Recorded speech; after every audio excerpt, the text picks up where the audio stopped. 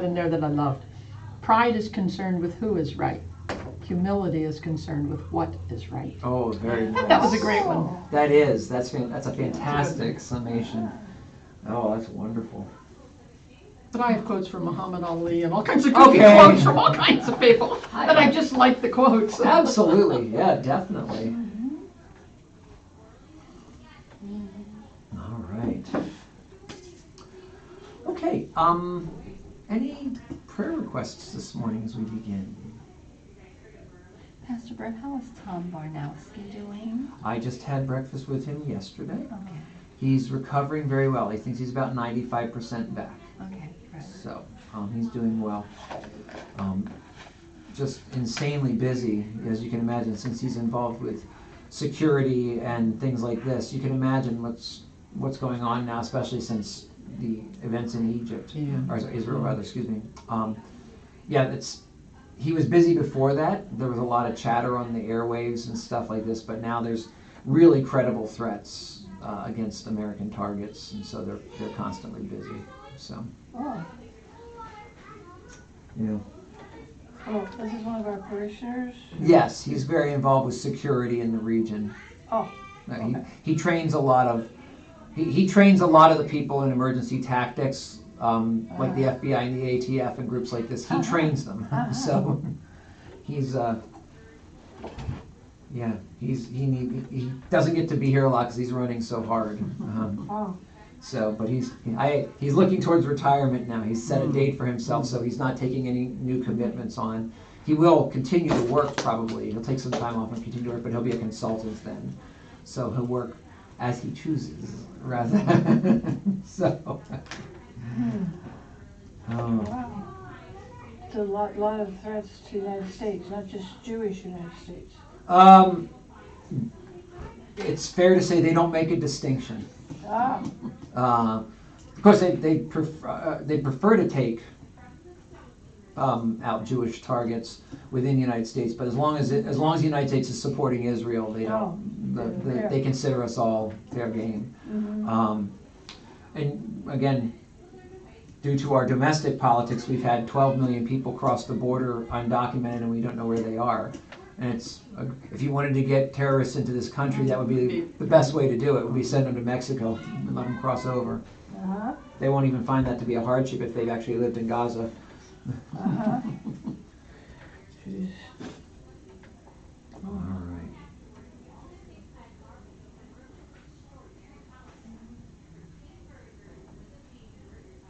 Okay. Where are we? Tell me again. We are in Genesis chapter 19, verse 15.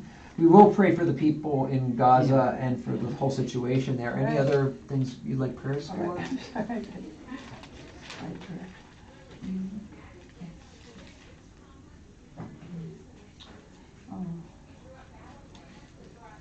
Well, I'm gonna pray for Bob Lewis. He's a member of our congregation who. He's doing fine, but he is on hospice care. They've opted to not resuscitate if his pacemaker goes crazy again and this kind of stuff. It's just racking his body every time he goes through it. So, so I think they've turned off the what do they call that when you get the shock to get things going again? Defibrillator. Yes, I think they've turned that off now. So I'll be going to see him after our worship service. So. All right, well, let us pray. Lord, we pray for our friends who aren't here, for Bob as he's walking out the last bits of his earthly pilgrimage, and pray that you would be with them all.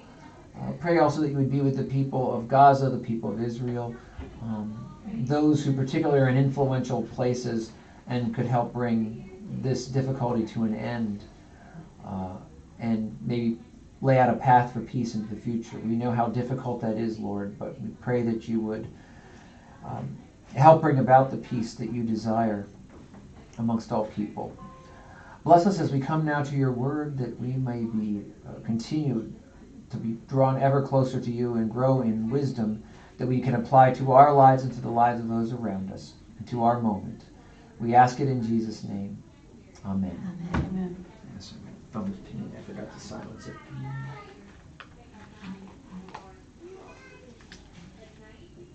Okay. All right.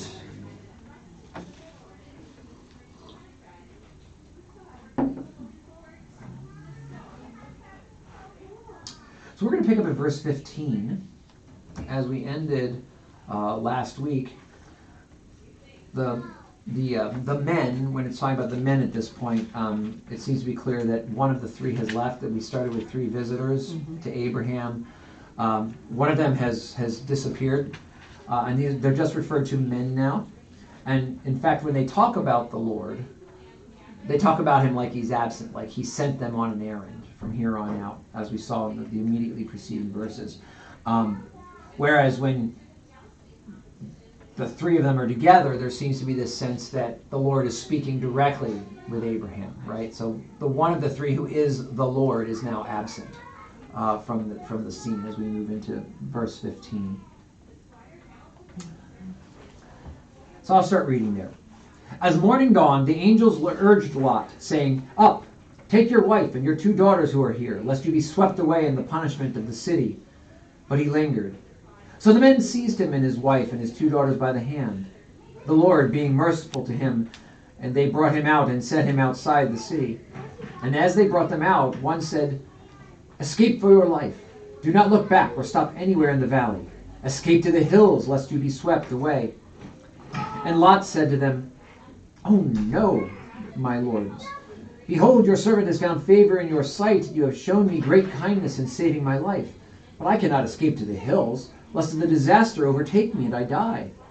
Behold, this city is near enough to flee to, and it is a little one. Let me escape there. Is it not a little one? And my life will be saved." He said to him, "Behold, I grant you this favor also, that I will not overthrow the city of which you have spoken. Escape there quickly, for I can do nothing till you arrive there." Therefore the name of the city was called Zoar. I'll stop there. I'm going to close that door. Oh, He began it on chapter 19. Chapter 19, verse Verse 15. 15. Verse 15 we began.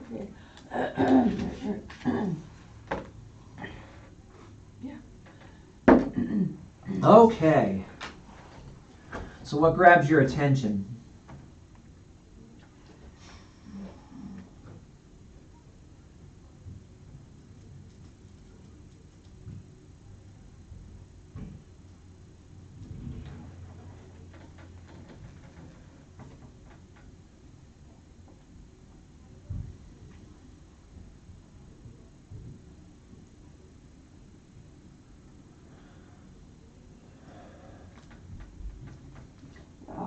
he wants to go to excuse me, a smaller hill. He doesn't want to. He's not grandiose in his. Okay. Not over ambitious. Yeah. He just this is good enough, and we don't have to. It also seems he's a bit afraid of the hills themselves. He's not an outdoorsman anymore. He's been living in the city. Yep. And so he's escaping to a smaller city that's going to be called Zoar from there on out.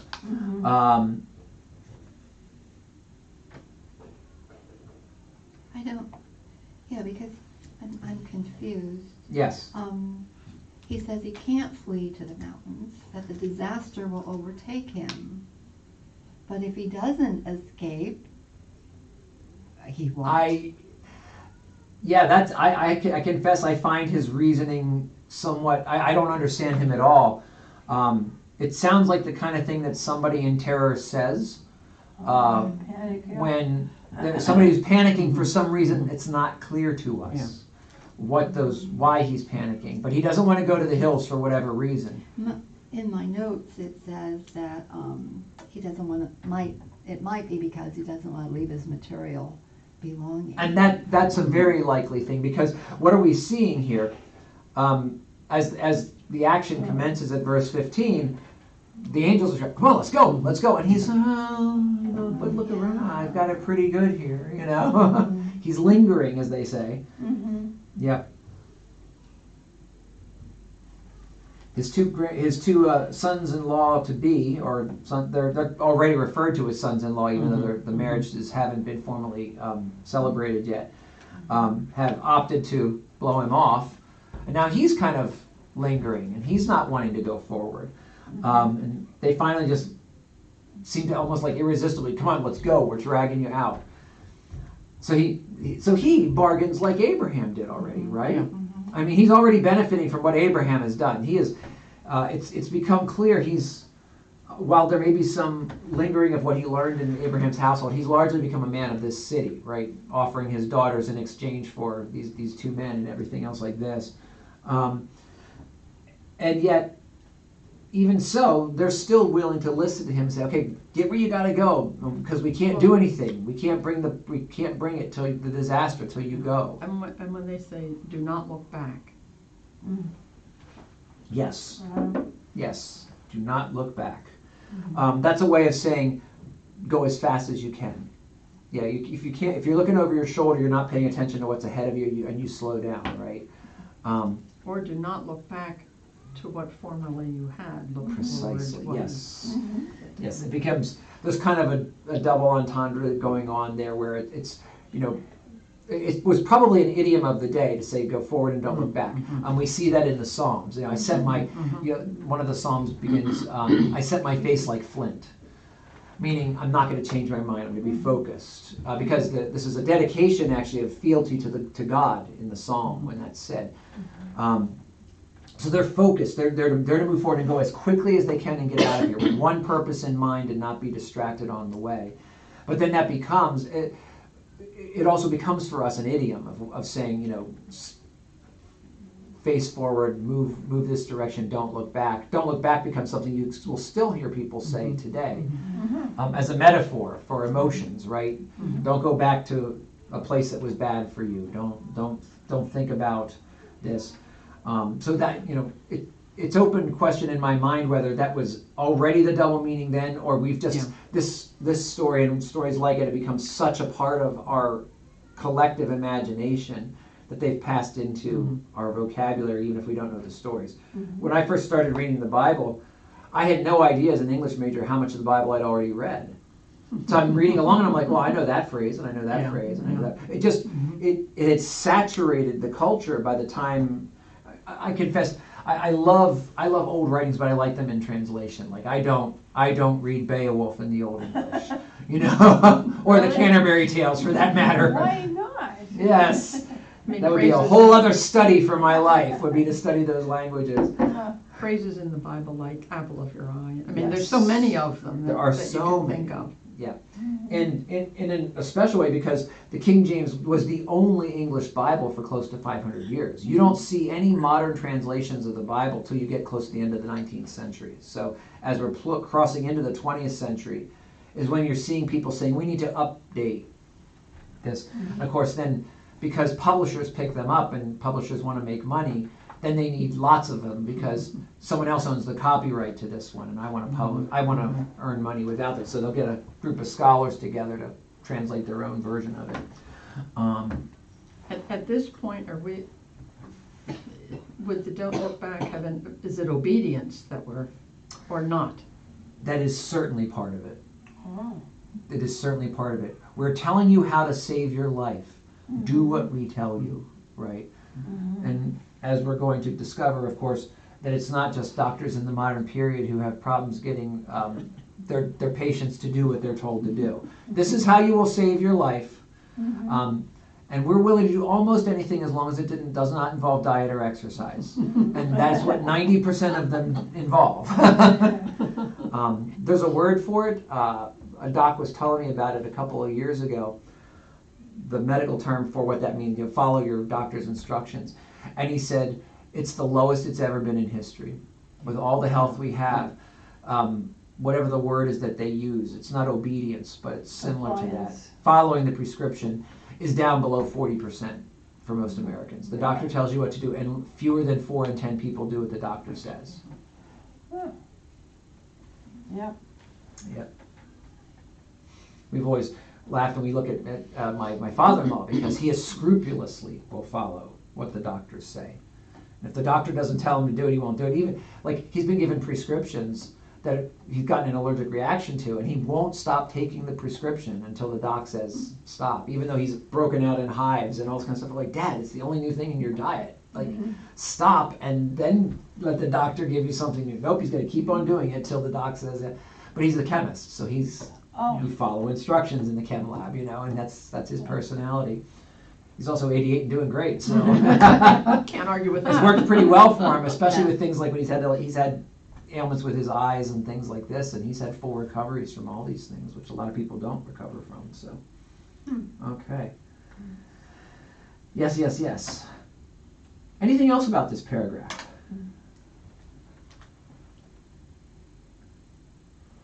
I can do nothing till you arrive in Zor. Yes. So until you're safe Yes. and out of the way. Yep. Uh-huh. He won't actually bring the calamity until the calamity's coming one way or another. But they're not going to do it till they've arrived, it says. So. Right. So Lot is not. I don't remember too much last week, but he was not an outstanding person, right? So No, he's not. No, he's not. He's not an outstanding person, certainly by any kind of modern setting. Why is God being so good to him? Because Abraham has begged for his life. Oh. Yeah, Abraham begged God for the life of his nephew. Oh. Yes, it's basically being done as a favor to Abraham here. Maybe somewhat because Lot showed them hospitality, although offering his daughters in exchange wasn't a great idea. Yeah, really, and this forms for us a template of intercessory prayer. Why do we pray for others? In some way, it's effective. God preserves the right to do what he wants. It's not mechanical. God's not a genie who grants our wishes. But in some way, shape, or form, this is where you get that famous phrase from the Psalms that the prayer of a righteous person is effective. I still think of it in the King James. The prayer of a righteous man availeth much. The prayer of a righteous man. Say it again. Availeth much. That's the King James, but is of great value. That's essentially the way we would translate it in the modern idiom would be to say, the prayer of a righteous person, someone who is righteous according to God, their prayers are worth something. Yeah. They're of great value. In what way? We don't know. We can't draw lines of like that with God where there's cause and effect. That's not how God works. As he will go to great lengths to show the Israelites when they come out of Egypt that you can't control me. You can't make deals with me. You can ask, and I may grant. But that is how it works. But we know from the story of Abraham, we can be bold in asking. We can keep on asking right up till the end. God never gets out of the driver's seat. Never says, if you ask in a certain way, I'll grant you what you want. That would turn it into magic, right? So it's never like that, but it's always that we offer a certain thing. We can come as boldly as we wish to God and ask for anything, as long as we're willing to accept the answer no. Okay. I think it also shows our faith in him. Yes. And our respect. Yes. Yeah. And that's, in many ways, especially, I've had this discussion with a colleague of mine. We both had mothers who we're not at all certain whether they had any kind of faith when they died. And that trust that saves, that holds on to God's grace. Only God knows that answer in the end, for anybody. I mean, someone can appear out externally to have all the faith in the world, and in the end they really don't, and vice versa.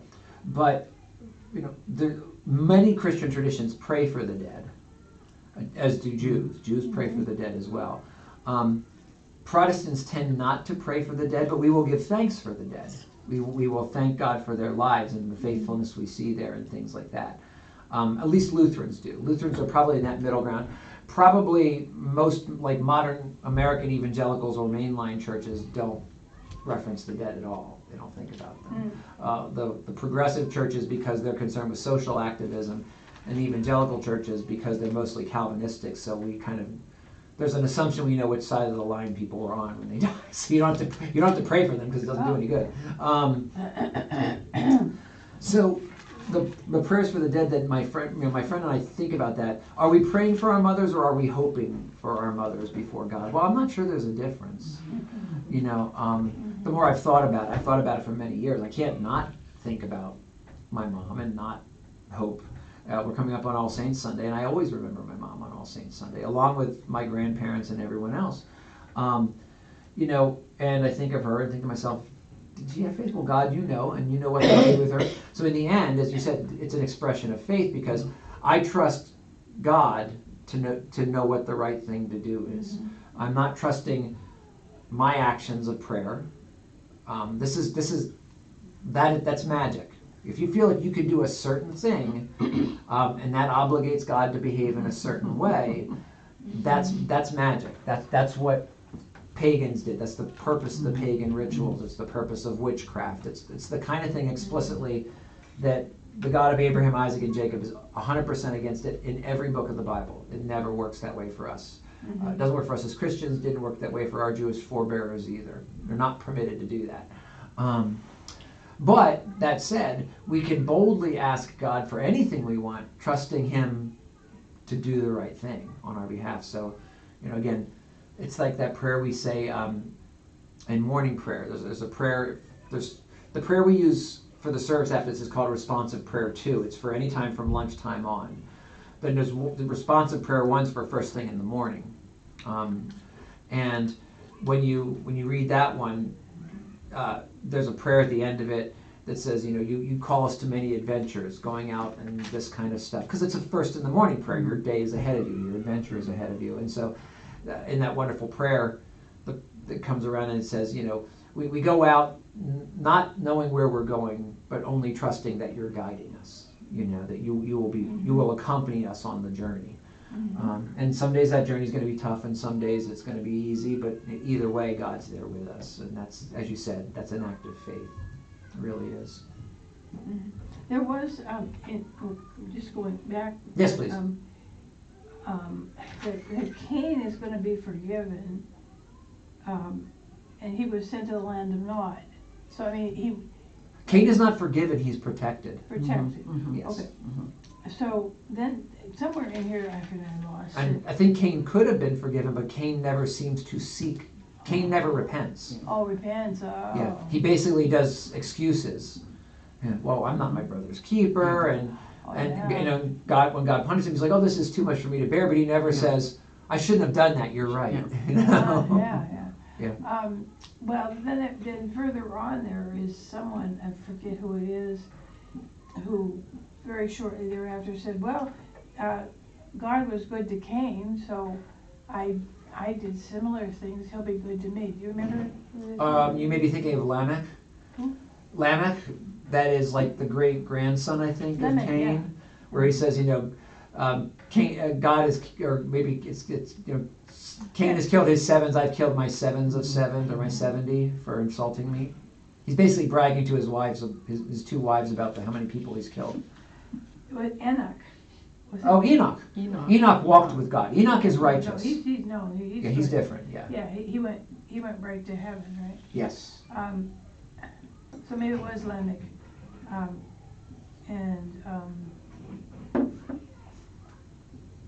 can't find it, but yeah, I think you're right. And he says he automatically thinks he's going to get protection or something. Right.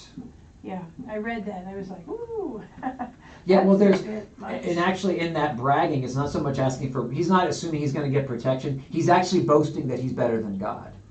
Because God says, I'll avenge the one who sheds Cain's blood, I will avenge sevenfold. Meaning God will visit upon the person who comes against him something bad. But Lamech's basically saying, I'll do my own vengeance, God. I'm better than you at it.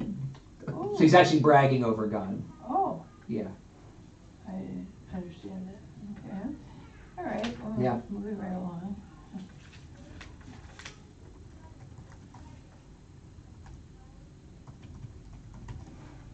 Okay. Shall we move on? Yep. Okay, verse 23. The sun had risen on the earth when Lot came to Zoar. Then the Lord rained on Sodom and Gomorrah sulfur and fire from the Lord of heaven. And he overthrew those cities and all the valley and all the inhabitants of the cities and what grew on the ground. But Lot's wife behind him looked back, and she became a pillar of salt. And Abraham went early in the morning to the place where he had stood before the Lord. And he looked toward Sodom and Gomorrah, and toward all the land of the valley. And he looked, and behold, the smoke of the land went up like the smoke of a furnace. So it was that when God destroyed the cities of the valley, God remembered Abraham and sent Lot out of the midst of the overthrow, when he overthrew the cities in which Lot had lived. Okay. So what grabs your attention before we get into one of the grossest stories of the Old Testament?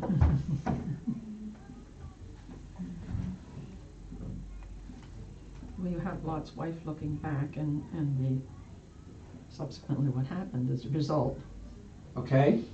So it wasn't just the two cities, it was a lot of territory around the cities. Yeah.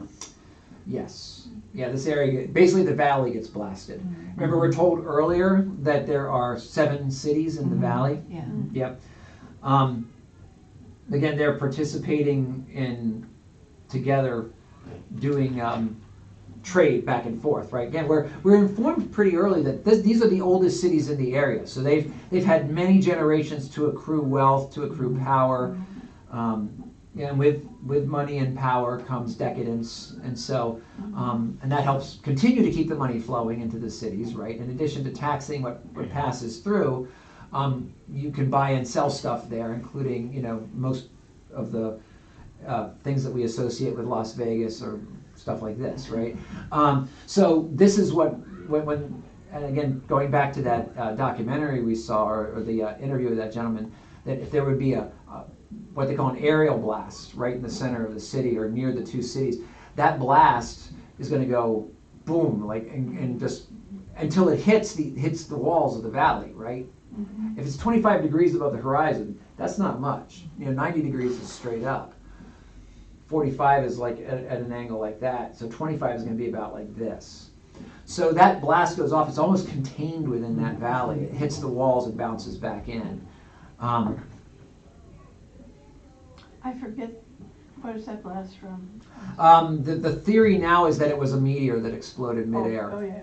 But again, sulfur and fire from heaven. Right. For a lot of years, people thought because of the description with sulfur, they were looking at volcanic activity. And there is some in the region. So that wouldn't have been an untenable thing. There are earthquakes that rock that region and stuff like that. It's not as common as like on the Ring of Fire in the Pacific, but still, it's there. But it seems more likely now that with the actual excavations, what they found, that this is what that looks like. And I'm guessing, without knowing where Zoar is, and that would be a worthwhile thing, maybe I'll pull up a map to see. I'm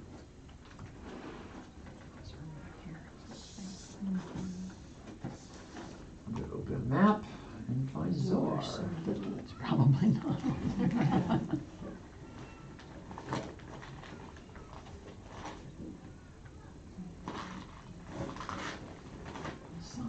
And unfortunately, we get too many places named Zoar in this country for it to turn up easily. I don't know. Are Sodom and Gomorrah over towards the Sinai Peninsula? Where are they located? Where were they located? Well, near the Dead Sea. Yeah, that's Yeah, what they're I near thought. the Dead Sea. Yeah. Yeah. And that was what that whole thing looked at as they were talking. So this is the valley, I'm guessing it's the valley of Siddim is where this occurs.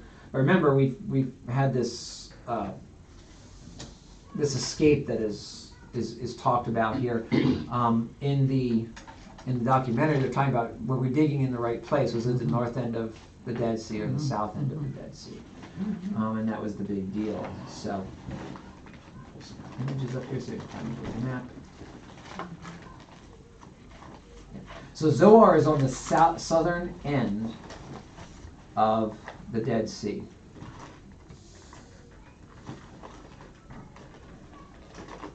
So I've got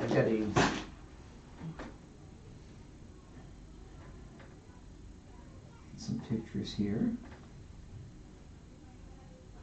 Small though. Doesn't help me a lot. The Great Sea. The Dead Is Sea. the Mediterranean. Yeah. The Great Was Sea the would be Salt that, Sea, yeah. Sure. Is down here. Oops, no. Cool, good image. There we go. Good image in there. You have pictures, I don't have pictures. I'm gonna pull those up. Oh, yes, I do. You might. Yeah, I sure do.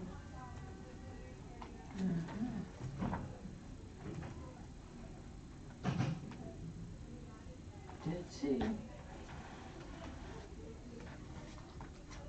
So where did they Funny way to think do this. the meteorite landed, north or south? I don't know. I would say so. It doesn't tell us, and it never lands, of course, it Yeah, explodes yeah, midair. Oh, yeah. So I'm going to, let me see if I can, yeah, good, it's showing, oh, look, I did it right, it's showing online for everybody too. So here's your map. This is the southern end of the Dead Sea, and you can see Zoar's a little farther out. Ah, So it seems to be further south than Sodom and Gomorrah are. yeah.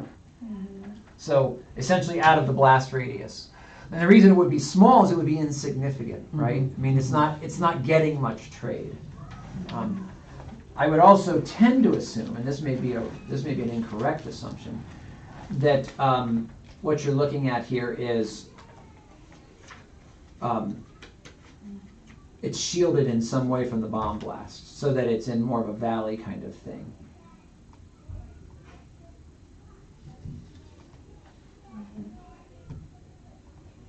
There we go. Little trade, so. Yeah, I mean, as I zoom in on the They're picture, not making a lot of money and. here you can see the Valley of Siddim. See how there's like kind of there's like a ridge? So it's directly behind a ridge. So if there was a blast, the blast would have gone over its head, Yeah. kind of thing. Yeah, that ridge would have protected. Just like they found the bodies of these people sheared off at midway up the top part's incinerated, and the bottom half is okay because they were behind a stone wall. And Lot's wife, and there's no other mention of her.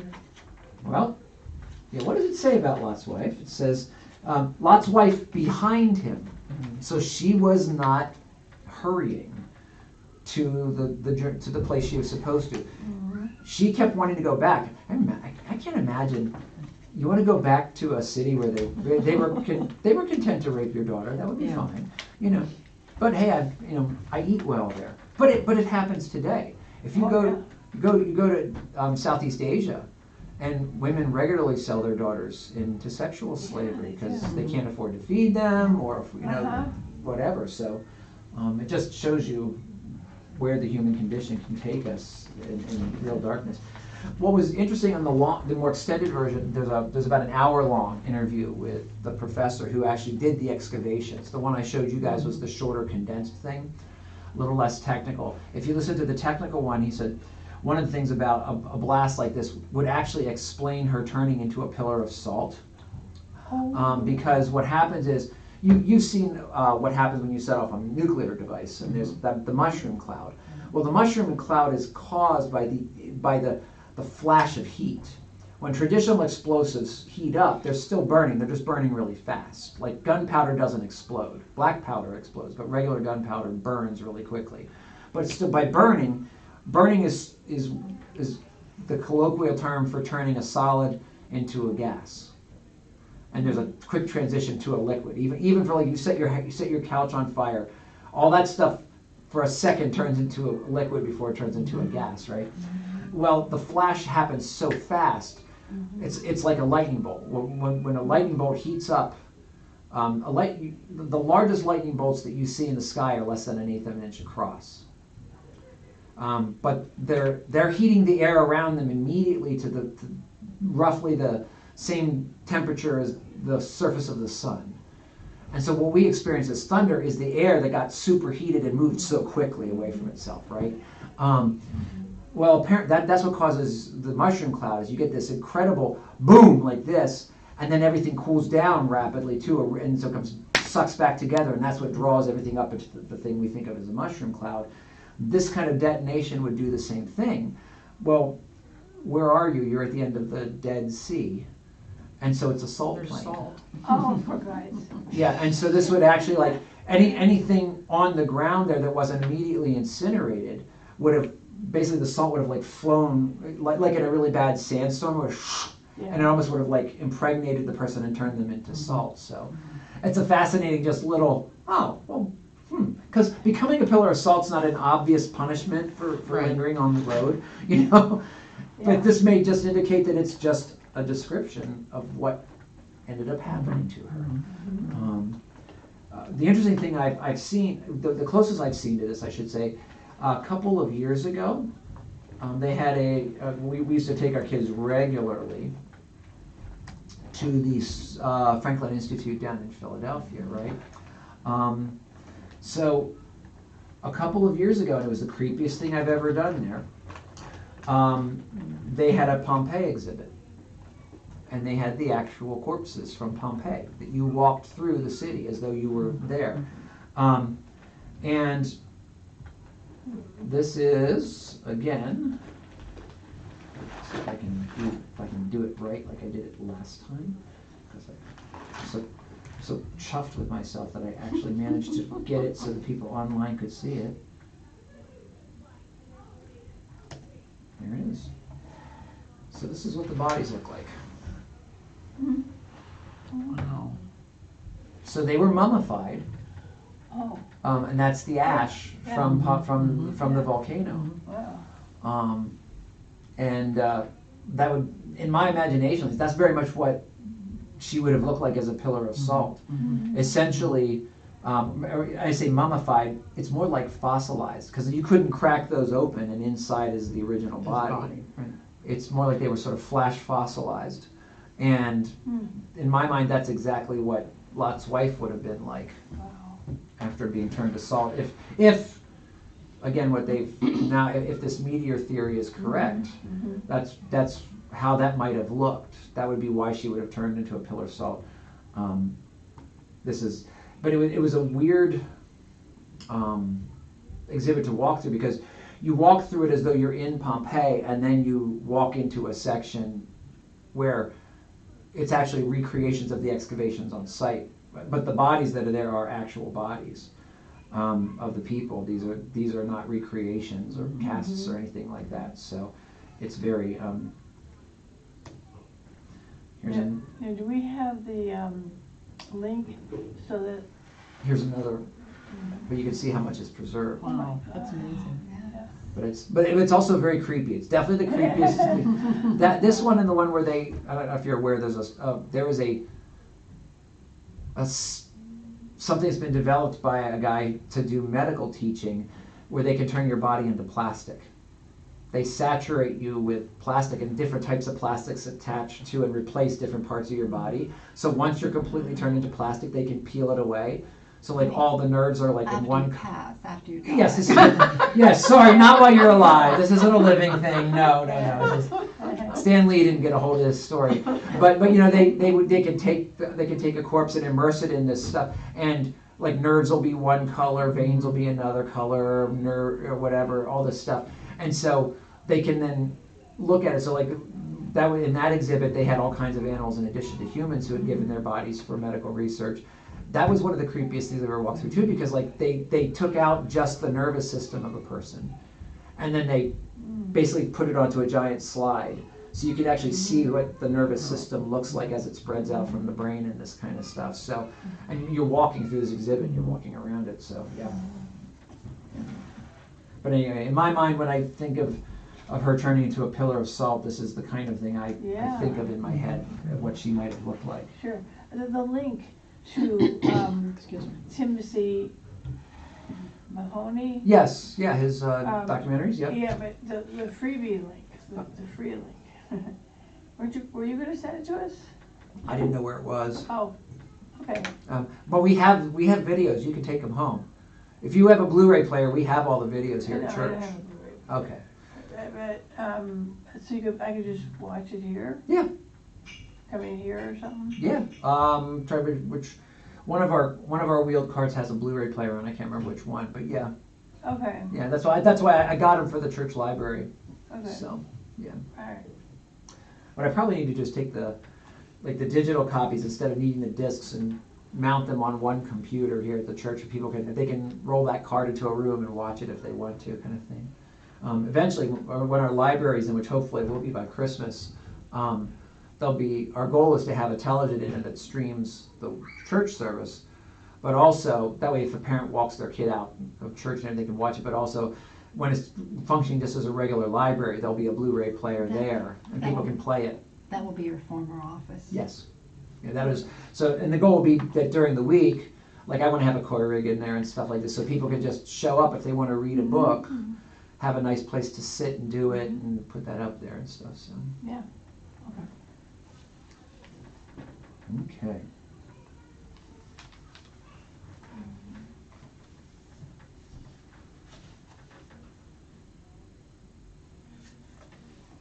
Anything else about this story? Well, once again, the woman gets the short end of the stick. I mean, Lot's wife was probably no peach, you know. Yes. But he wasn't either. And No, he just followed instructions, and she She didn't. didn't. Yeah. Yeah. Yeah. Okay. He basically said, "Get out of the valley." That's see, and Eve didn't follow the instructions. Who's that? Eve Right. didn't follow. Well, neither did Adam, for that matter. Right. Exactly. Yeah. But you don't hear that.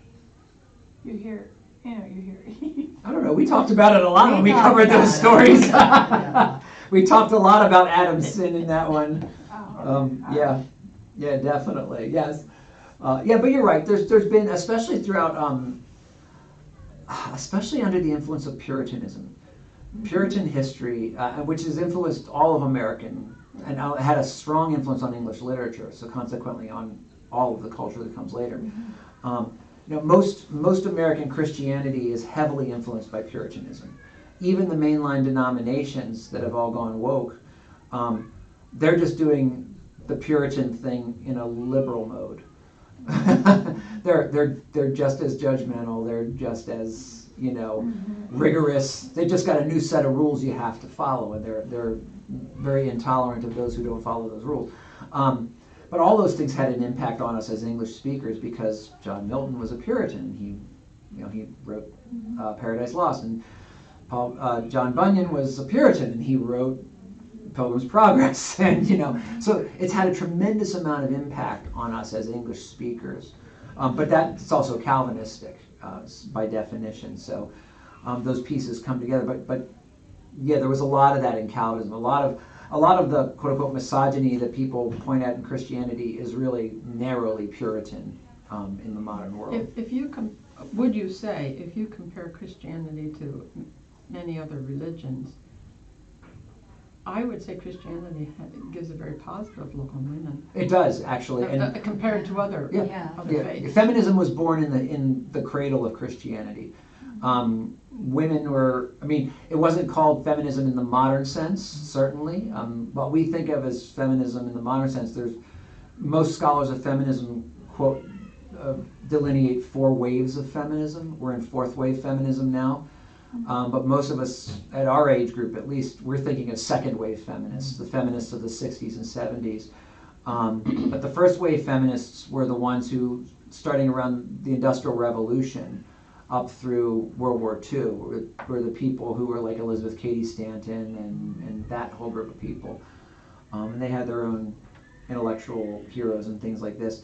But really, prior to that, Christianity had actually promoted the role of women and elevated the role of women, which is why almost all the first converts to Christianity were women and slaves. They were the marginalized and the underrepresented, or the first conference, you say? Converts. Converts. Converts. Yeah, that's why. So the early converts to Christianity were almost all women and slaves, and men came along only later. Usually at the behest of their wives. They would learn about Christianity from their wife, or as their wife was teaching their children, and then the men would start to come into the fold. We see a fair amount of that, right? Even Timothy, and you look at the letters to Timothy that Paul writes, he mentions his mom and his grandma. It doesn't mention his dad or his grandfather, because in all likelihood they weren't Christians. And so that's not atypical. The first feminist manifesto, in a certain sense, in terms of elevating a woman as a moral agent, was written by, I can't remember if it's Basil or Gregory, but there are two brothers that were part of the group of three that helped develop the doctrine of the Holy Trinity, the articulation of it we call the Nicene Creed. The three big wordsmiths on that, and intellectual contributors to the final version of the Nicene Creed, two of them were brothers, and they were basically raised by their sister. They're not, a lot of high mortality rate. They were raised by their sister because the parents died. And he wrote a biography of his sister and attributed not only his faith to her, but attributed to her virtue. So the word virtue is a Latin word, and it was literally never associated with a woman, ever, because it means manly. The word vir is man. Oh. So by definition, you didn't have a manly woman. And he was the one who repurposed the word and said, no, virtue is, it's manly in the sense that from a Christian perspective, it's manly if it's like Christ. And so both men and women could be virtuous because we could both be like Christ. And it was a reassociation of that language, not with physical prowess or whether in athletic or in battle, that kind of stuff. But a lot of the same virtues that we associate in those situations, like courage, right, and loyalty and stuff like this was widely considered things that women never exhibited in the Roman world. And Christians came along and said, oh, no, absolutely, right? We could pick out our heroes of the faith. I mean, who remains with Christ at the foot of the cross? It's the women, right? Who is going to care for his body when they discover the resurrection? It's the women. And then you read the end of Paul's letters, there's all these names of women who are doing things significant in the life of the church. So Christian feminism is different than modern feminism of any of the four brands, because it's less focused on politics and power, and more focused on what we call saintliness, holiness. And it was an exhortation, actually, for men to, in some ways, be more like women, in terms of, like, give up power for the sake of pursuing holiness, give up power for the sake of the call to service. And so it's interesting to hear, there's a feminist out of England who has started talking about, she went from being what's called a sex-positive feminist, which means everybody should be having sex in whatever ways they want, slowly come over to basically saying the only sexual ethic that's ever really served the needs of women as opposed to the needs of men is the Christian sexual ethic. She's not a Christian. She's just saying, when I actually look at objectively what serves the needs of women, it's the Christian sexual ethic. And so she started talking about when she's having these debates with her fellow feminists, she's saying, which sexual revolution are we talking about? The sexual revolution of the 1960s or the sexual revolution of the first century, when the Christians started telling men they had to behave in ways they didn't want to behave? Because that was what the Roman Empire didn't do. The Roman Empire let men do whatever they wanted. And it was Christianity that came along and said that men had to be loyal to women. Women were always expected to be loyal to men, but men were not expected to be loyal to women. Christianity flipped all that. So that, and in part, that's why Christianity was resisted by men, was because it meant a circumscribing of their freedom and the things that they felt entitled to do. So, okay. So it's noon. That's probably a good place to break off, because now we're going to follow Lot after the destruction of the city. Anything else you guys wanted to note about the destruction of the city?